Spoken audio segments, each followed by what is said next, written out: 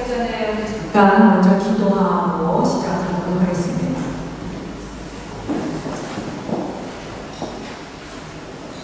Now may the words of my mouth and the meditations of all our hearts be acceptable in your sight, our strength and our Redeemer. Amen. 사랑하는 아버지, 부족한 종이 순종하는 마음을 가지고 능력을 얻었습니다.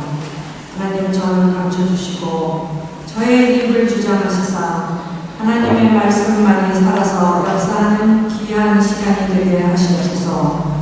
주님 이름으로 기도드렸습니다. 아멘.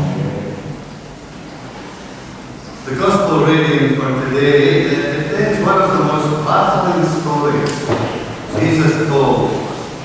A rich man praises a dishonest manager for cheating him out of oil and wheat that was owed to him. Cheating his bosses. Have you ever heard of such a thing? What was Jesus doing telling this story to his disciples? 네, 오늘 우리가 읽은 이 성경 본문 말씀의 내용은 예수님께서 하신 말씀 중에서 가장 이해하기가 힘든 말씀 중에 하나가 되겠습니다. 도대체 세상에 어떤 부자가 자기의 기름과 밀, 즉 자기의 재산을 빼돌려서 축내는 그 옳지 못한 청지기를 칭찬하고 있겠습니까? 이런 종류의 이야기를 여러분들은 들어보신 적이 있습니까? 예수님께서는 제자들에게 이 얘기를 하시면서 도대체 우리에게 무엇을 말하려고 하시는 것일까요? More has been written about this passage than about any other parable. Numerous commentators have twisted and turned the text to squeeze meaning out of it, and some even think that Luke himself was puzzled and added verses 10 to 13, teaching about money that's straightforward and easy to understand. 네, 그래서 그런지 이 본문 말씀은 성경의 다른 어떤 비유보다도 더 많이 다뤄지고 있습니다. 많은 성경학자들이 이 구절을 이리저리 틀어 생각해 보기도 하고 또 왜곡해서 해석하기도 해서 그 뜻의 의미가 빗나가기도 했습니다. 심지어 어떤 사람들은 저자인 누가 자신도 이 의미를 잘 모르고 의심이 생겨서 10절에서 13절 말씀을 저자가 덧붙여 놨다고까지 말하고 있는데 그 이유는 10절에서 13절 말씀은 재물의 올바른 사용법에 대해서 가르치고 있으며 너무나 간단 명료하고 우리가 이해하기도 쉽기 때문에 그렇게 생각하기까지 했습니다. But these verses don't explain why a rich man would praise someone who stole from him. Maybe some of us are used to reading the Bible as a set of rules and expect parables to be morality tales. But they're not, and this one certainly isn't, at least not at first glance. 왜 이 본문 말씀에서는 부자가 자기 재산을 축내는 사람을 칭찬했는지에 대해서는 전혀 설명하고 있지 않습니다. 아마도 우리들 중 누군가가 성경을 읽을 때 성경을 율법 책의 하나로 또는 도덕적인 책이 되기를 기대하면서 읽을 수도 있겠습니다. 그러나 성경은 그런 책이 아니고 또 우리가 이 이야기를 아무리 읽어봐도 그렇게 도덕적인 내용이 되는 것 같지는 않습니다. Through parables, Jesus invited his hearers into a world they knew, with familiar characters and activities, sowing seeds, watching a flock of sheep, living in a conflicted family. People recognized these settings as their own and knew what they would do in the circumstances Jesus describes. 예수님께서 그 당시 청중들에게 말씀하실 때 그 당시에 가족 간에 일어날 수 있는 어떤 상황이나 반습 또는 행동과 같은 그들이 알고 있는 일들을 들어서 비유로 말씀하시곤 했습니다. 씨를 뿌린다든지 양떼를 지켜본다든지 또는 가족 간에 부딪히는 이야기 등등을 예를 들어서 비유로 말씀을 하심으로써 우리들에게 쉽게 알아듣고 또 그 당시 사람들이 어떻게 그 이야기를 듣고 행동해야 할지를 깨닫게 하곤 하셨습니다. Yet, particularly in Luke's Gospel,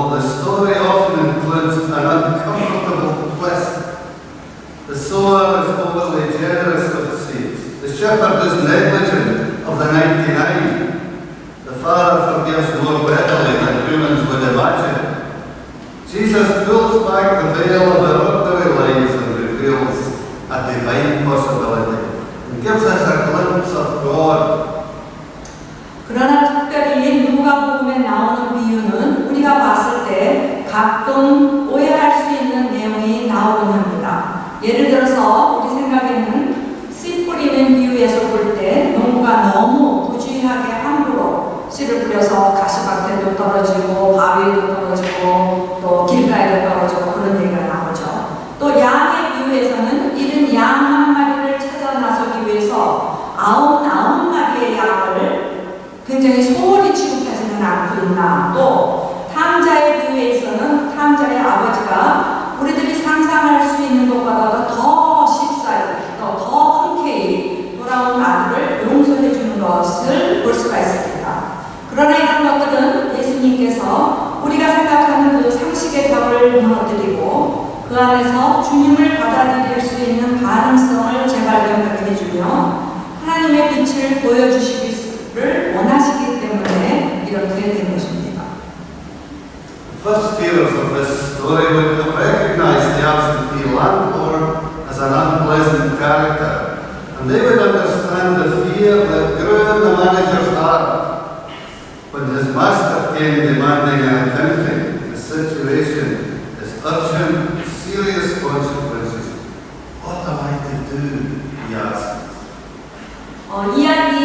이 이야기를 처음 읽는 이들에게는 주인이 지금 현재 같이 있지 않다는 것과 또 주인의 소유를 낭비한다는 소식을 듣고 굉장히 기분이 나빠 있다는 것, 또 주인이 와서 세무하자고 할 때 청지기의 마음속에 드러나는 두려움이 커져가고 있다는 것을 알 수 있게 됩니다. 그 영향으로 이 청지기가 신중한 결과를 내려야 하는 급박한 상황에 처하게 되죠. 주인이 내 직분을 이제 뺏게 됐으니 내가 무엇을 해야 될까라는 고민하는 모습을 보게 됩니다. The prospect of unemployment pushes people to extremes. We saw in Britain during the 1980s some terrible violence caused by workers who believed that their livelihood was being threatened. Being made redundant is a horrible experience. To be told your services are no longer needed makes you feel useless, like an old car that's only fit for the scrap heap. 누구나 우리가 해고를 당하게 되겠구나 생각을 하게 되면 극단적인 상황으로 치닫게 됩니다.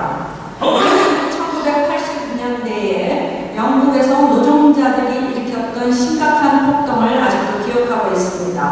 이것도 해고 때문에 일어나는 것인데 믿었던 그 노동자들의 생계가 위협을 당했기 때문에 그러한 일들이 생겨났습니다. 정말 제가 겪었던, 아직도 기억하고 있는 참혹한 경험이었습니다. 더 이상 내가 하던 일이 필요 없게 되었다는 이야기를 들었을 때에 우리는 폐차장에 쌓여있는 자동차처럼 쓸모가 없는 존재가 되었다는 것을 자기 스스로 느끼게 됩니다. Often in those situations there's little hope of other employment. The breadwinners agonize over the family being able to survive with no regular income and the real possibility of losing the family home. When things look hopeless and it would be easy to give up and go into a decline, some people use that threat as a spur and it jolts them into action to search for new opportunities.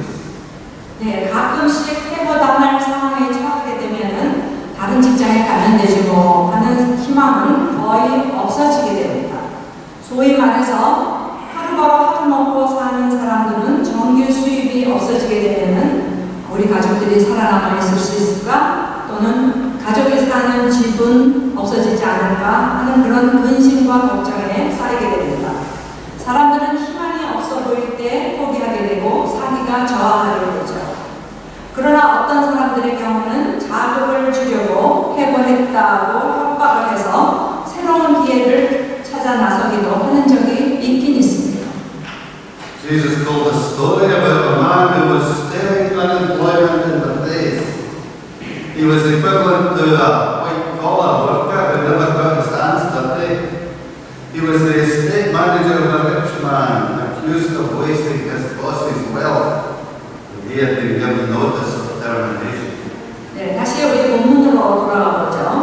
예수님은 해고에 직면한 사람에 대해서 말씀하고 계십니다. 그는 한 번도 지저분한 일을 해보지 않은 고등직업자였습니다. 다시 말해서 부자의 자산을 관리해주는 청지기로서 주인의 재물을 허비한다는 비난을 받고 청지기 사무를 계속하지 못하리라는 그런 해고 통보를 받은 시한부 고등직업자였습니다. He was a man of limited ability, unfit for manual labor, too proud to accept charity, so he decided to make deals with his boss's debtors. He called them in one by one and invited them to reduce the amount they owed by altering the promissory notes for goods received. They didn't know that the manager was being sacked, so he succeeded in giving the impression that he had obtained a discount for them from his master. 네, 이 청지기는 땅을 파자니 힘이 없는 어떤 능력의 한계가 있는 사람이었고 또 너무 자존심이 세서 빌어먹자니 부끄러움을 느끼는 그런 자선도 받지 못할 그런 종류의 사람이었습니다. 그래서 그는 자기 주인에게 빚진 자들과 거래를 하기로 결정을 했습니다. 그래서 일일이 빚진 자들을 불러다가 빚진 금액의 일부를 탕감해 주기로 하고 약속 증서를 고쳐 쓰도록 만들었습니다.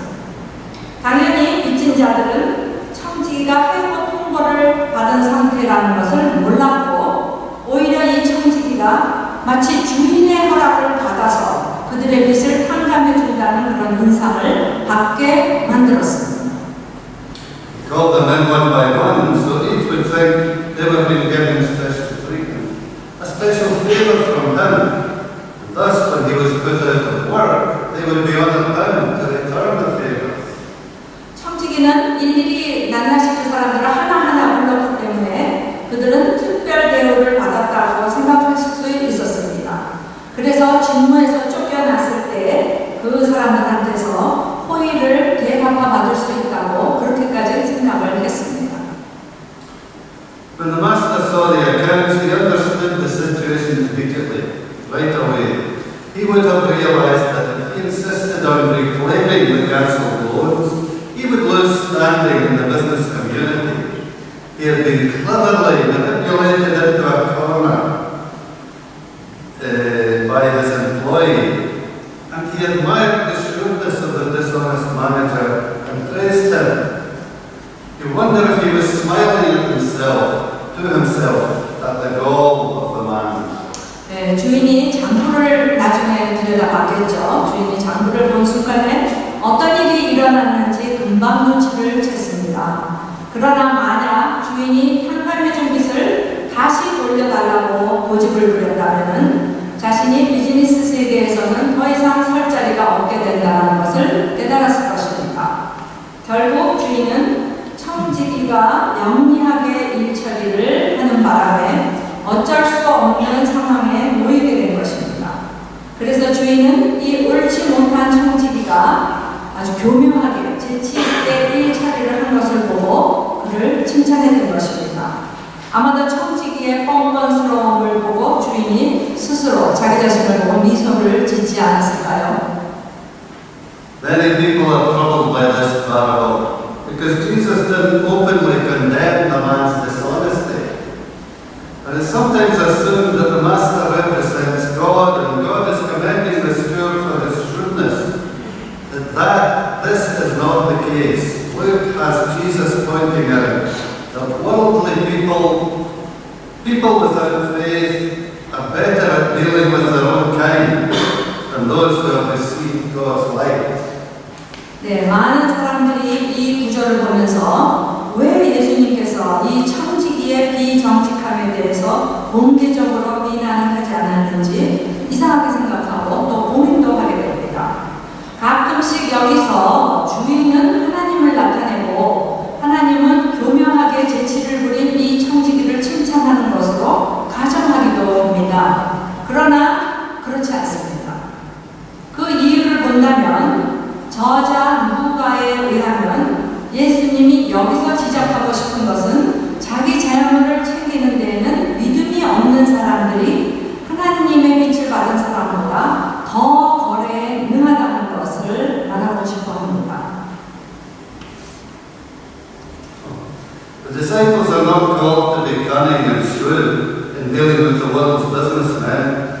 The rich man admired the cleverness of the manager who forced him into making concessions to his debtors. 네, 빛의 아들들은 세상의 비즈니스맨들과 거래할 때에 속이거나 어떤 재간을 부리지 말아야 한다는 가르침을 우리는 받고 있습니다. 그런데 여기에서 이 부자는 억지로라도 빚진 자들의 빚을 탕감해주기 위해서 일 처리를 한 청지기의 이 교묘함을 칭찬하고 있는 것입니다. 성경에는 지혜롭다고 나왔는데 그거는 좋게 번역을 한 사전이고요. 그 원문을 보면은 지혜로운 것이 아니고 이 청지기가 어떻게 해서 하는 그 교묘한 거, 나쁜 지혜를 말하고 있습니다. He was a man of the world and understood that the business world isn't perfect. He may have used similar tactics to gather his own fortune. That world is one where success is the most important goal, but how it's achieved is not important if you don't get caught. 네, 부자도 결국 이 세대의 아들들이었고 비즈니스 세계도 완전치 못하는 것을 잘 알고 있었을 것입니다. 아마도 부자도 재물을 모으기 위해서 청지기와 같은 방법을 사용했을지도 모르겠습니다. 그런 세상에서는 성공만이 가장 중요한 목표가 됩니다. 들키지만 않는다면 어떻게 성공했느냐는 중요하게 생각하지도 않습니다. Shrewdness is a virtue in the business world, but it must never be part of the kingdom of God. The people of the light, as Jesus calls the disciples, find it hard to deal in a world of deviousness and cunning, because they try to walk a straight line, to deal honestly and fairly with everyone. And what makes it clear that this dishonest manager and his boss both operated in their own interest to gather wealth and to use it for their own selfish purposes and their own glorification.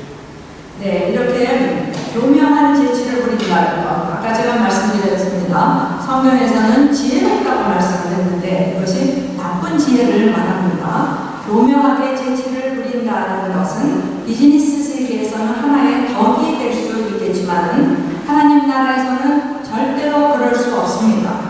예수님께서 제자들을 부르신 방법대로 소위 빛의 아들들은 올바른 길을 가고자 노력하고 모든 사람에게 정직함과 공정함으로 대하려 하기 때문에 사악하고 속임수를 쓰는 이 세상과 맞서는데 굉장히 어려움을 느끼고 있습니다. 그래서 누가는 이 옳지 않은 청지기와 그의 상관, 부자죠. 둘 다가 재물을 축적하기 위해서는 그들 자신의 이해관계에만 신경을 썼고 또 재물을 사용하는 데 있어서도 이기적인 목적으로 또 자신의 영광만을 위해서 사용했다는 것을 여기서 확실히 말해주고 있습니다. The lure of money has been a temptation for disciples throughout the church's life. The Lucan Jesus understands well how disciples could be tempted away from the life of faith by the promise of wealth. Most of us will know people who left their faith behind when they became wealthy or famous. Suddenly they had grown up and become too worldly wise, too sophisticated to continue believing in the claims that our faith makes. 네, 교회 생활을 통해서 우리가 볼 때 돈의 매력이라고 하는 것은 제자들에게 항상 유혹이 되곤 했습니다. 누가가 보는 예수님은 물질의 유혹 때문에 제자들이 얼마나 믿음 생활에서 멀어지고 있었는가를 실감하고 있었습니다. 우리도 사람들이 갑자기 부유해지거나 유명해졌을 때 믿음을 뒤로 하는 경우를 종종 보아왔을 것입니다. 갑자기 사업이 번창하거나 또 세속적으로 똑똑해지고 또 세상을 너무 많이 알게 되면 우리의 믿음이 계속해서 성장해 나가기가 힘들게 됩니다. Before we rush to judgment, we need to examine our own attitudes to money. Do we still have at the back of our mind the thought that a lot of money would solve all of life's problems? Oh yes, we should take money seriously, but Christ is calling us to take our spiritual lives more seriously than we take our finances, to be more concerned with the state of our souls than the state of our bank accounts. 네, 재물에 대해서 우리가 성급히 판단하기 전에 우리의 자세가 어떤가 한번 점검해 볼 필요가 있습니다. 아직도 우리들의 깊은 생각 깊은 곳에 돈만 있으면 인생의 모든 문제가 다 해결될 수 있다고 여러분들 생각하고 계십니까? 네, 그렇습니다. 우리는 재물을 버는데 굉장히 신중해야겠지만은 그리스도께서는 재물을 버는 것보다도 더 우리의 영적 삶을 더 신중하게 생각하라고 말씀하십니다.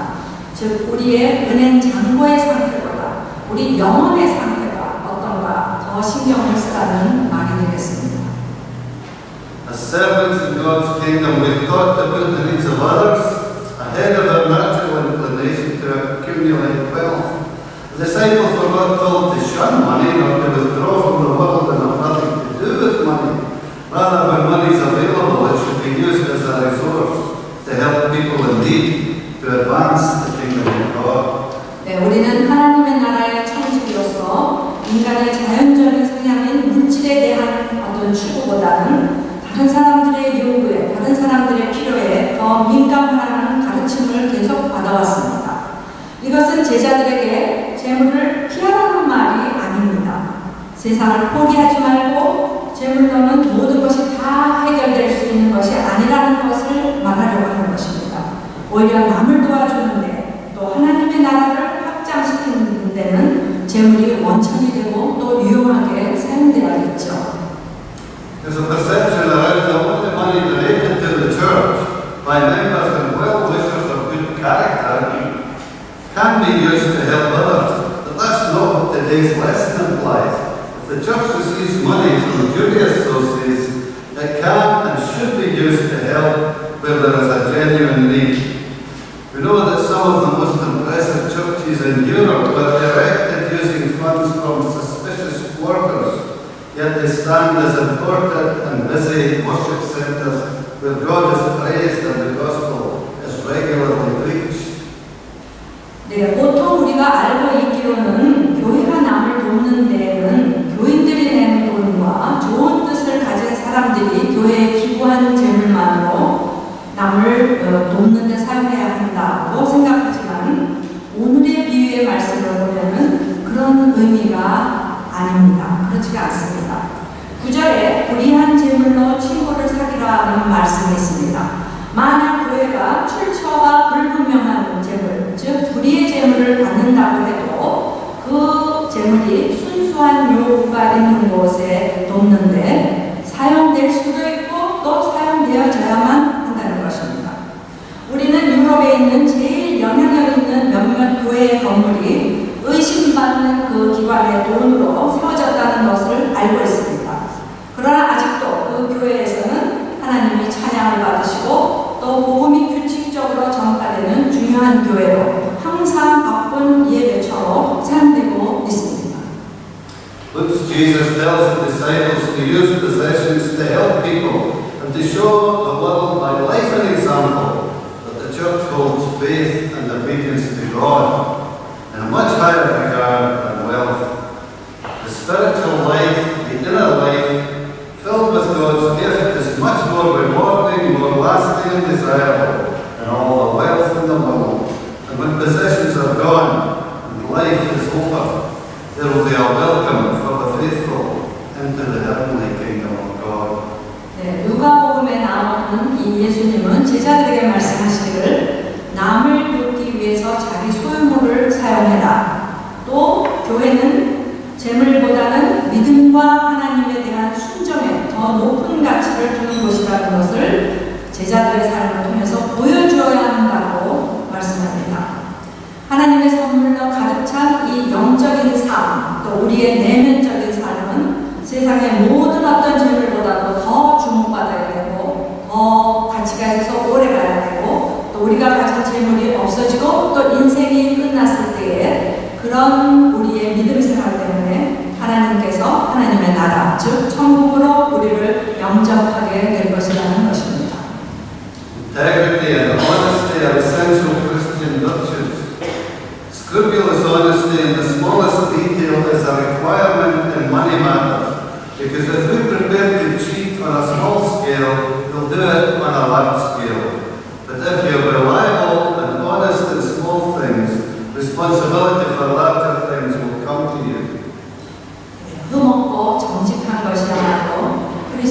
지녀야 할 덕목 중에 가장 기본이 되는 것입니다.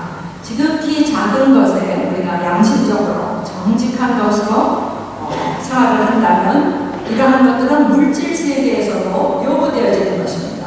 만약 우리가 작은 것을 속일 수 있다면 큰 것도 속일 수 있게 되기 때문입니다.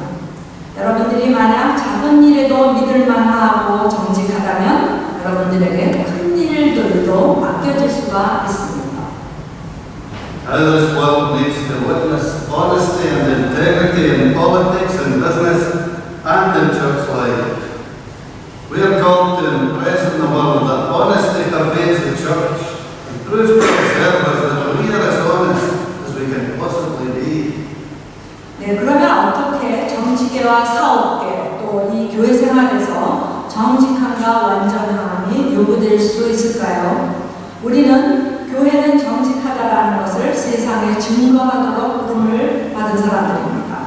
그리고 지켜보는 사람들에게도 우리 자신이 가능한 한 정직하게 살려고 노력한다는 증거가 되어야 되겠습니다. The world will respond to that. In parts of India, for example, it's known that people invest their trust in the church where they will not trust the government. And in Italy, the relatively small Waldensian church, it's about 35,000 members, gets a huge amount of money through the Auto per Mille tax system. Millions of euros every year. 그렇게 되면 세상은 우리가 정직하게 살려고 노력하는 우리의 노력과 이 교회의 노력에 대해서 어떤 반응을 보이게 될 것입니다. 예를 들어서 인도의 한 지방에서는 사람들이 교회는 믿어서 기부를 하는데 정작 정부는 믿지 못하는 것으로 알려져 있습니다. 이태리에서도 국민이 납부하는 세금의 0.8%를 자기가 원하는 종교에 기부하는 그 제도에 따라서 신도수가 35,000명인 비교적 작은 발데세 교회에 1년에 수백만 유로라는 엄청난 돈이 모이고 있습니다. This money comes from non-Christians who trust and admire the Waldensian church because they see how charitably the money is spent in helping the needy.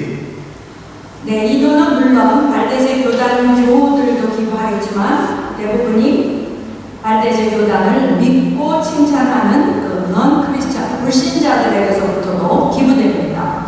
왜냐하면 기부자들은 그 발데세 교회가 자선 사업을 하는 곳이고 또 물질이 어떻게 사용되고 얼마나 잘 그 자선 사업을 하고 있는 것을 알기 때문입니다. That is what the gospel requires of us. That's what the world should know about us. We can only do this if we serve the God of the gospel and don't try to have two gods. We cannot serve God and pursue money at the same time. We can only truly serve one master. When the master is the God of Abraham, Isaac and Jacob, we are able to live a life of love, joy and peace, and we own gifts that money could never buy. 네, 이런 것들이야말로 복음이 우리에게 요구하고 있는 것이고 이 세상도 우리에 대해서 이런 일을 한다는 것을 알아야만 하는 것입니다.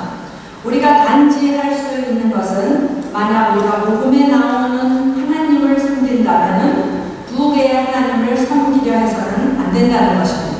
즉, 우리는 재물을 쫓으면서 동시에 하나님을 섬길 수 없습니다. 우리는 오로지 진심으로 한 주인만을 섬길 수 있어야겠습니다.